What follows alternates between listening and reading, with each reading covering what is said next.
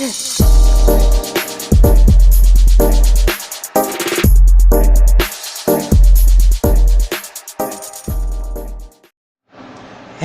what's up, everybody? This is your boy Kenny, and this is Greenleaf Season 3, Episode 8. And the name of this episode is De Abscondita. De Abscondita. Latin for, hidden goddess. This was a really, really good episode, and shout out to this cast. Lovely Simone, you are a phenomenal talent. You playing the role of Zora, you really are showing so many dimensions to this character that I was literally on edge, with everything Zora did this episode. And definitely, you already know Lynn Whitfield always brings it. But let me begin with this episode. But I wanted to definitely shout out Lovely Simone. She really did some really great acting in this episode. But the episode picks up where it left off. Zora is literally walking out of the house with her bag, to the main gate, because she's leaving. She's 18. I'm free, But pretty much, Lady May is trying to stop her. Like, no, honey, you're confusing being 18 with pride and confusion. You really don't know what you want, and you don't want to do this. And Lady May tells the guard, don't open the gate.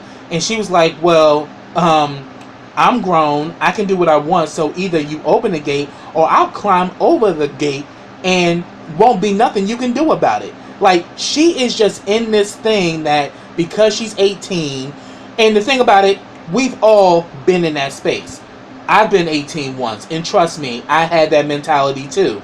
When you become that age, you're young, you're vibrant, you're full of energy. You feel that now I don't have to do what anybody tells me. I can do what I want, and there's no one to tell me otherwise.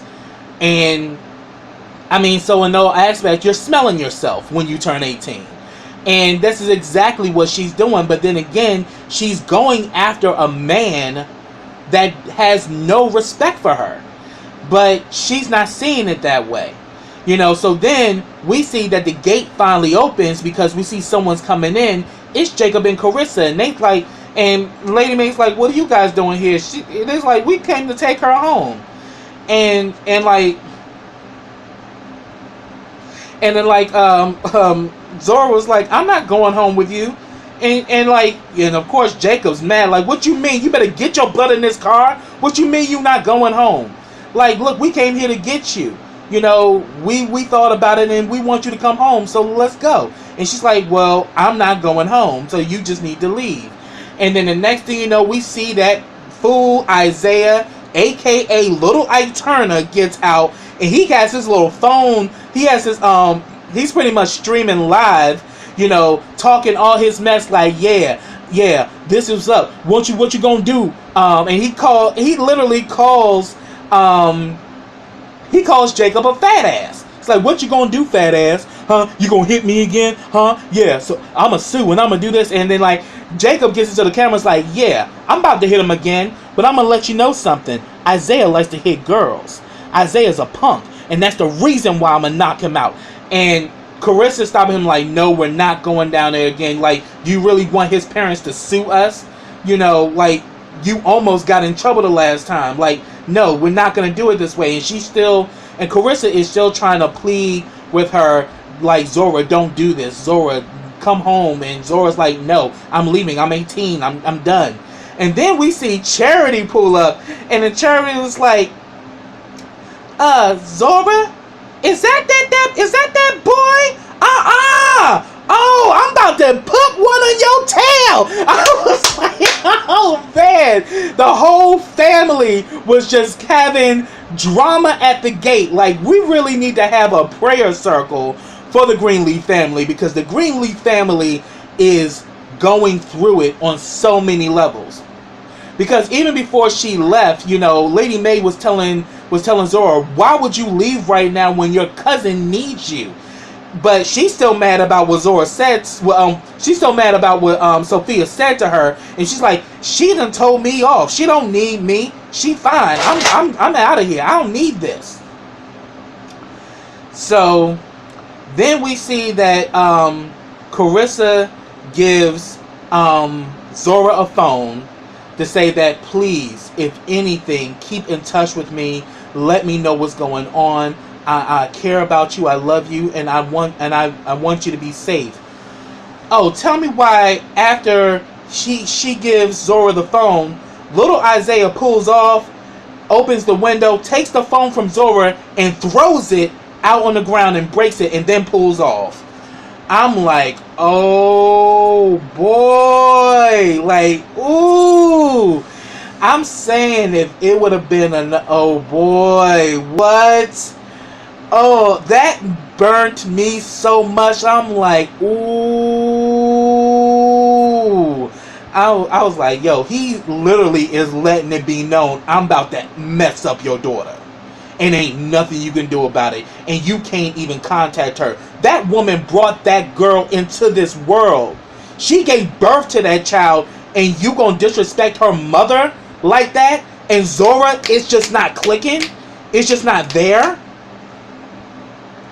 And then we see that within this situation, you know, Carissa and Lady May start going at it, and she was saying like they were going back and forth, and she pretty much tells Lady May, like, look, you need to shut up and you need to stay back, because it was Zora being here that gave her the initial lead, because you were too strict with her. And besides, and then like once they got back inside, you know, and the thing about it, the bishop, you know, is living with Percy, so didn't nobody alert the bishop about really anything, you know, and it's like the bishop has pretty much been forgotten. And I have to admit, in this episode, I really felt sorry for him. And now shout out to Keith David, because Keith David is really playing this role as the bishop so well. And it's made me even more of a fan of him, because he is really playing so many dimensions of the bishop, because the bishop has been doing a lot and has been doing the most. And he has his ways about him where his ego sometimes gets the best of him, and he makes decisions based on his girth rather than his intellect. But in this situation, I really weep for him, because it was like he was cast out of the family, and they just like, it's just like them over here, and the bishop's just over there by himself. And here it is, he feels like he has to work his way back into his own family, which is sad, you know. So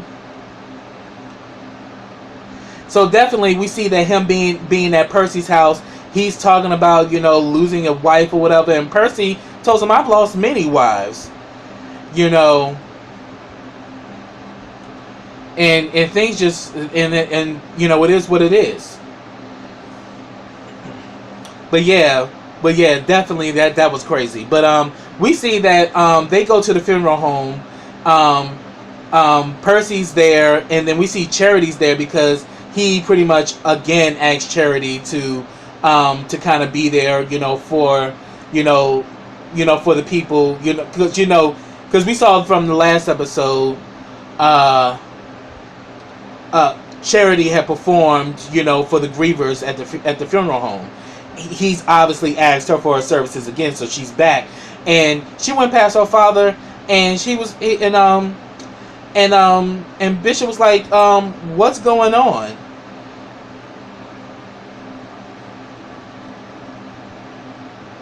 Because the thing about it, you know, Percy knew about it, because she was like, so he was like, because Percy was like, is everything okay? She was like, yeah, we just called the police, and you know, it's gonna work itself out. And then like the bishop was like, Charity, what's going on? And she was like, oh Dad, we fine, don't worry about it. And he was like, excuse me, miss, I'm still your father, what's going on? And then he let her know, he pretty much, you know, let her know, Charity lets him know what happened. So therefore he begins to make his move. Then we also see that that Grace did exactly what she said she was going to do. She actually gets Coralie out of jail.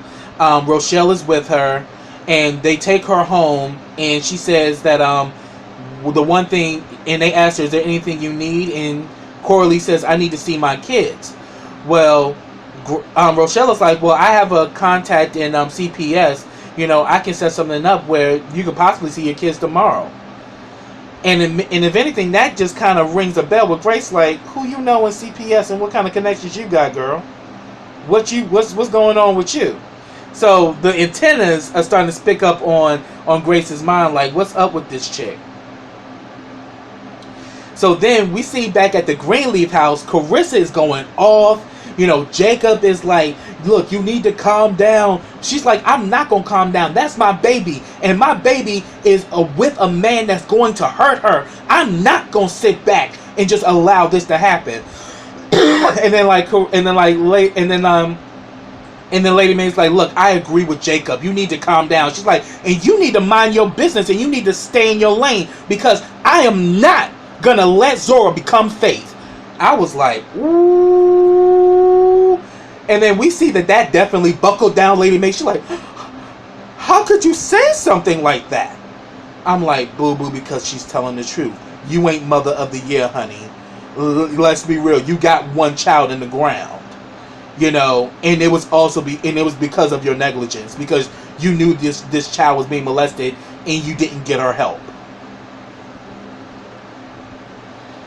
So we see that, Jacob and Carissa are going back and forth, and she was saying that, well, we would have gotten her back if you would have let me knock him out, but you stopped me. She's like, no, you do what you always do. You let your temper get to the best of you, and you end up hitting that boy what almost got us sued, and you would just cause more legal trouble for us if you would have put your hands on him.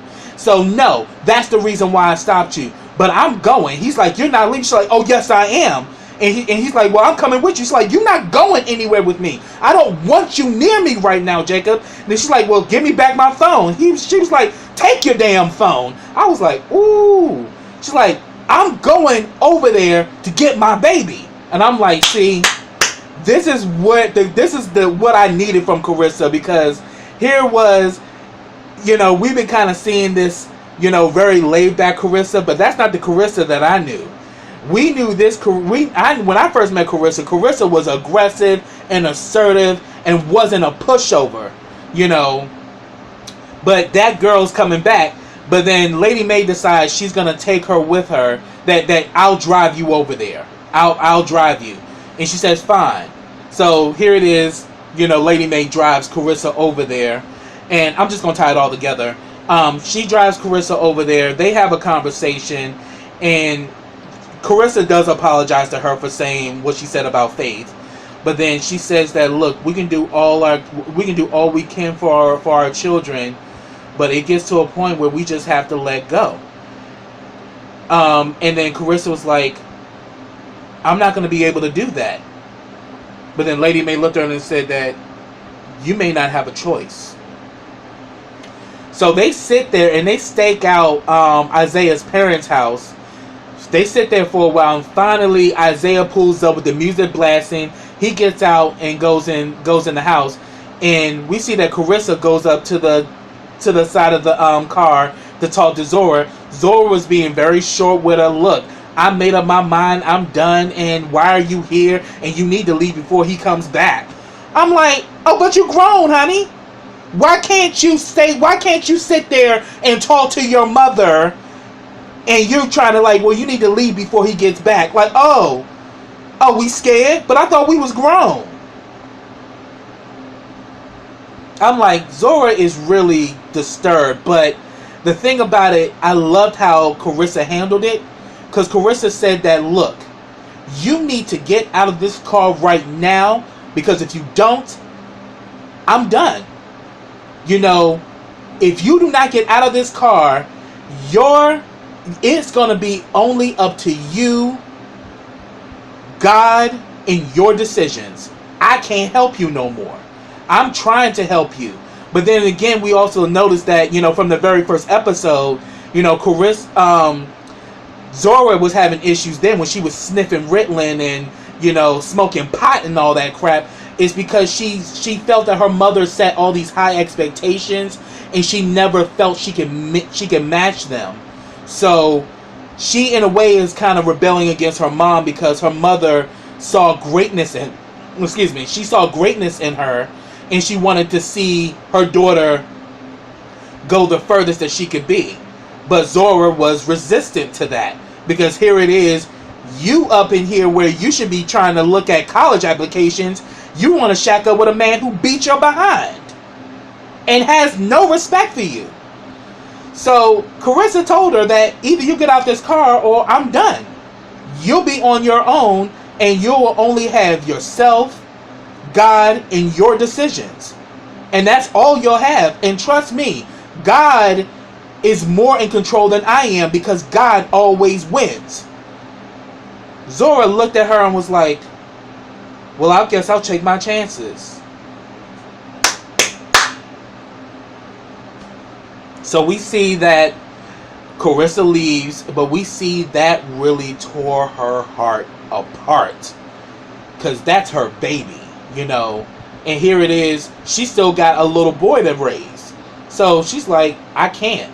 So we see she leaves, and then we see that Zora has a tear coming down her face. And I'm like, lovely, lovely, you are doing it, girl. That was good. Because we definitely see that there's still that little girl in her, but she's got all of this negative exterior on the outside, but deep inside, that little girl, that jewel is still there. But she's not her mother got to her. You know, her mother got to that inner jewel of who she is, because the mother was able to get past all that negative back talking and, you know, her cutting her eyes and all of that. Her mother got to the heart of who she was and tried to save her child.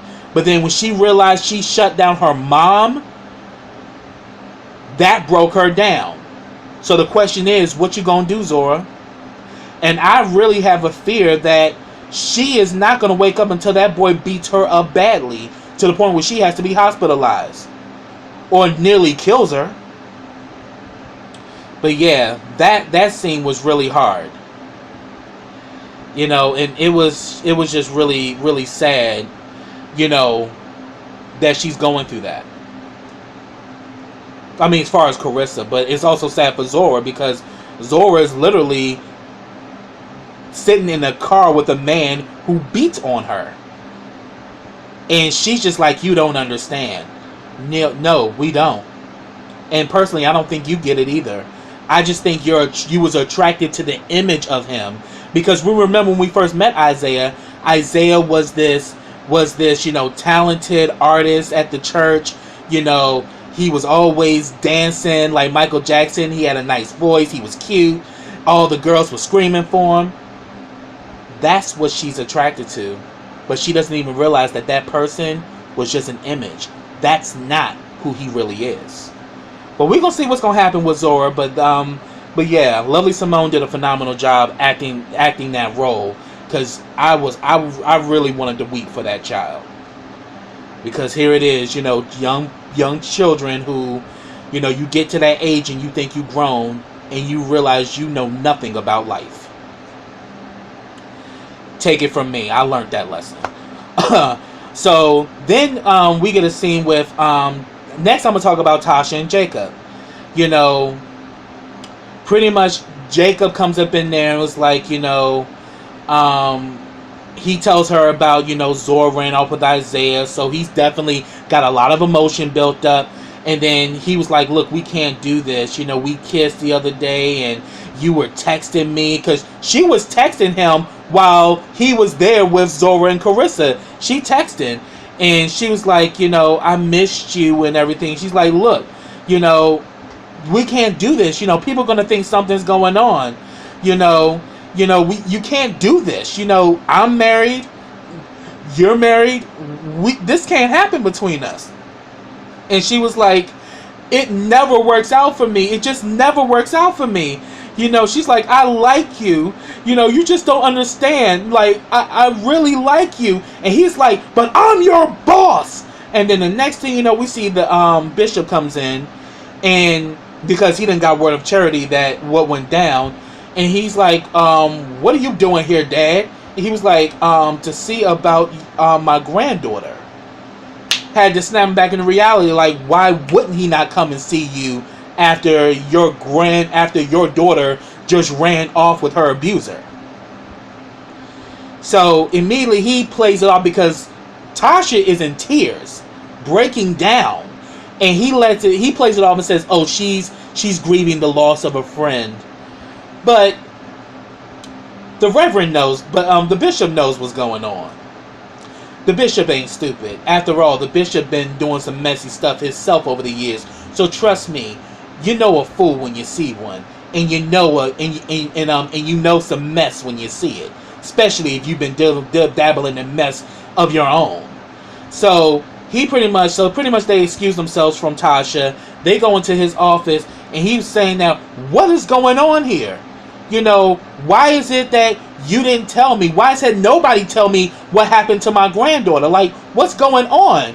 Why am I the last to know about this? And Jacob goes off like, look, the women took over this. I don't know what's happening. Don't nobody want to talk to me. And maybe they didn't tell you because they didn't want you to know. Won't you think about that, huh? You know, instead of you coming over here badgering me, you need to go over there and talk to them and see what's going on. Leave me alone. And I'm like, Jacob, really, bruh? Really, bruh? You got a nerve to sit up here and talk like this to your father when you the one who screwed up? And because of your attitude is the reason why things didn't work out? But then it's because of multiple things. He's pretty much going off because he was just getting into it with Tasha because Tasha got the hots for him. And then he's also hot about Zora running off with Isaiah. So all these things just kind of came together, and he just snapped on his father. His father was like, and he's like, maybe that's the reason why mom don't want to talk to you. And all this stuff. And he was saying that, first of all, what's going on between me and your mother is between me and her. But last time I checked, I'm still your father, and that girl is still my granddaughter. And maybe Carissa was right by pushing you away because your anger and your attitude is so negative you can't even see straight. But when you realize that I'm still a member of this family and that I'm still your father and that's still my granddaughter, you know where to find me. And he walked out, and I'm like, you better. But I was so hurt for the bishop because it's like they have literally cast him out. And it's like the bishop is just on his own, and May and the kids ain't dealing with him.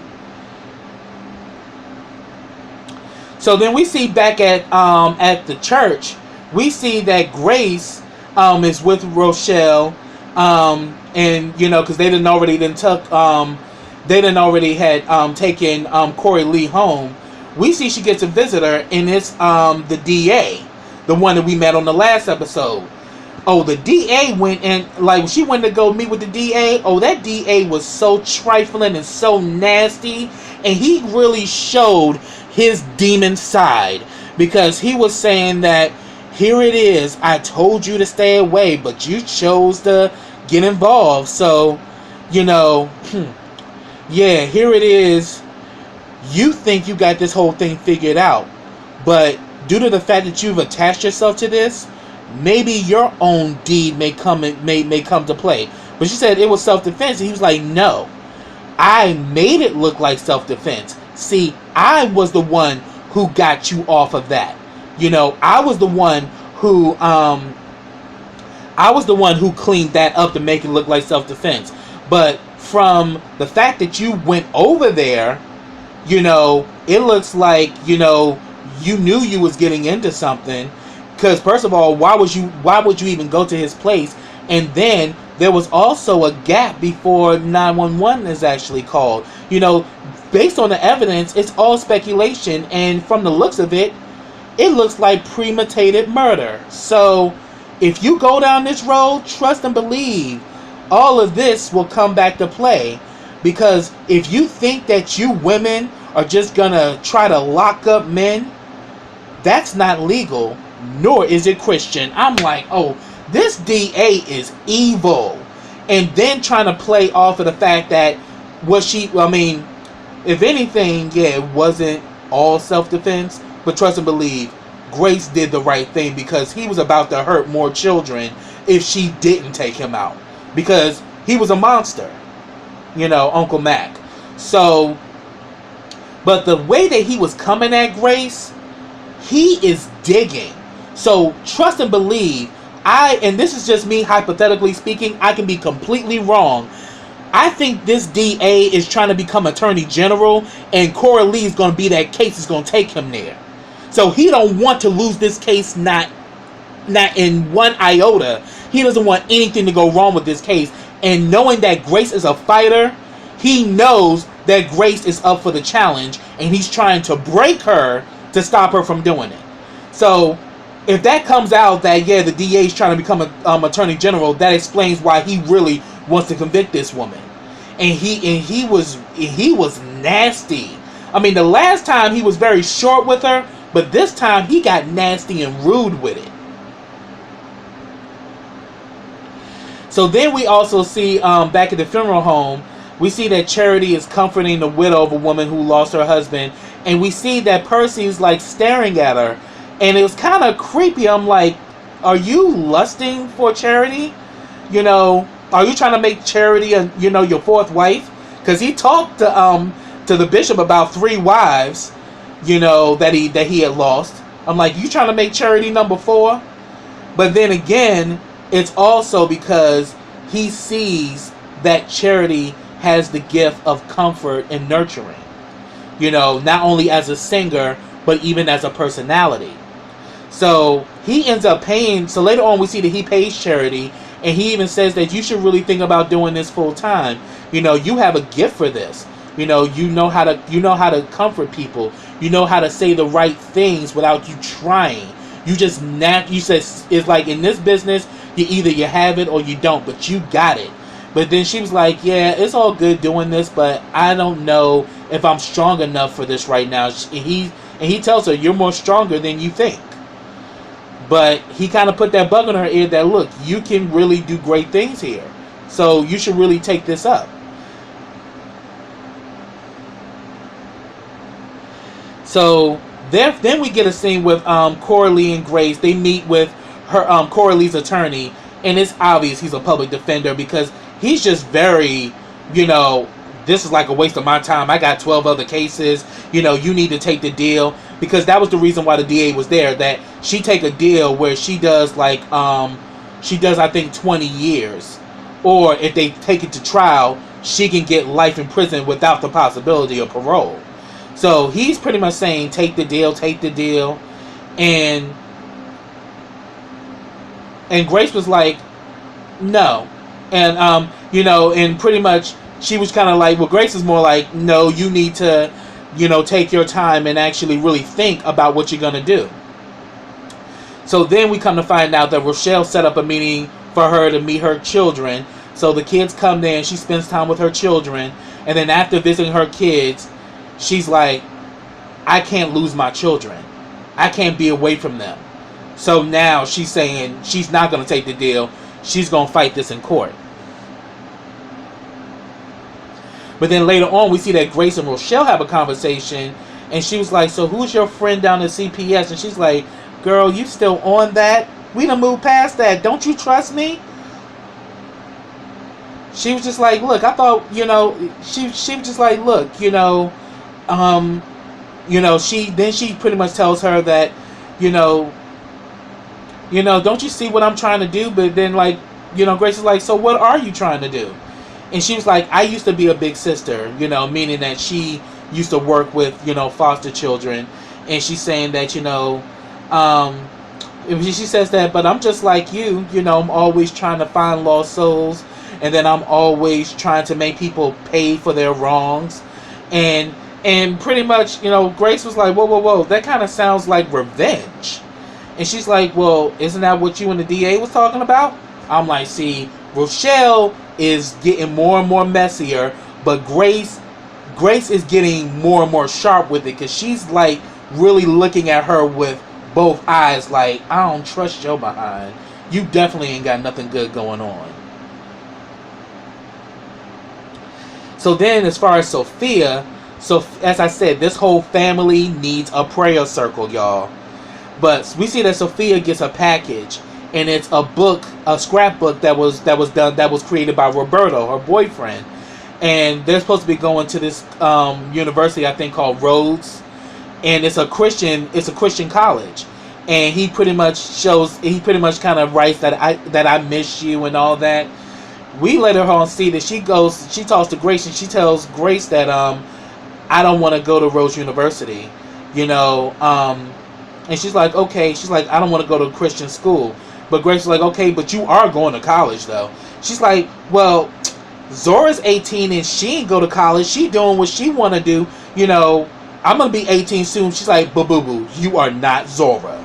I'm like, yeah, Sophia, because Grace will tear you up. You better not play. And you definitely don't want your father knowing about that either. So you need to kind of fall back.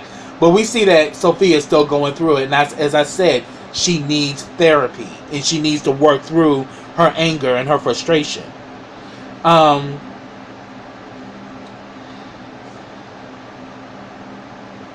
So then we see that the bishop goes to see Lady May after all this went down. Tell me why Lady May changed the gate code so he can't even get in. But, you know, he talks to Millard. Millard lets him in. May's on the piano. They go back and forth and everything, you know. And he was saying that, why would you keep something like that from me? That is my grandchild, and I'm still the head of this family. She says, you ain't the head of nothing except on the shoulders that your head is carrying. Like, that's the only head you have. You are not the head of anything anymore. And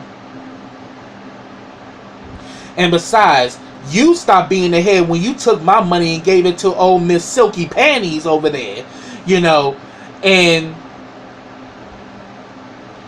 then pretty much she was saying that here it is, you did me in the worst way, and you should have given me time to forgive you, but yet you did the unthinkable yet again, and you've always done this. And she's saying that, look, we're looking at a sky of faded stars, and all I can give you is my sympathy. And he's like, he was like, oh wow, that just makes me feel so much better. She's like, boo, it's not about a feeling, it's me trying to be nice. And I'm like, oh, Lady May is just throwing them daggers. But you can definitely tell at the end of it, she still has love for the bishop, because she wouldn't be going this hard on him if she didn't love him. She still loves him, but she's mad, and she's doing everything she can to break him down. But in a way, I feel sorry for the bishop, though, because it's like his whole family just kind of like, they just kind of outed him, like, you know, over there. So then we get another scene with Tasha and Jacob. Jacob apologizes to her of how he yelled at her and all that, but then, you know, he was saying that, you know, if anything, I realized that, you know, I was up in here mad at Carissa, you know, because she's right and she usually is. I'm like, yeah, you don't like the fact that you don't know anything, and you always thinking you know everything, and you just hate the fact that your wife is more smarter than you. But then he was saying, I'm also was upset about Zora, and I was sorry that, you know, that he pretty much apologized the way that he came off at her, because he was mad at Carissa for being right, and he was mad that Zora ran away with Isaiah. But then he sees she's packing a box. He's like, what's going on? She's like, I'm leaving. And she's like, I don't belong here. He's like, no, I want you here. And, you know, and she says that, you know, I should have left when Basie left, but I stayed because I like you. And, you know, I can't be here anymore. I don't belong here. I don't fit in here. So she packs her little office box and walks out. And before she leaves, she says, I'm sorry for everything. So I'm like, yeah, because she got you to sign them documents where it looks like you're extorting money from the church and putting it into another account. So yeah, that's gonna come back to play. So I was like, man, you just don't know. And then we see that later on, Jacob goes home to Carissa. Carissa's looking at a photo album book of Zora's pictures, and she's like, my little girl is gone. And man, I nearly broke down when I saw that. So I'm like, Carissa is really, really, afraid for her daughter, because she knows that her daughter is in the arms of a monster. But I was hoping they was going to give us a backstory of Isaiah's parents, because I want to know what made Isaiah the way he is. What gave him that sense of entitlement that it's okay to abuse and disrespect women.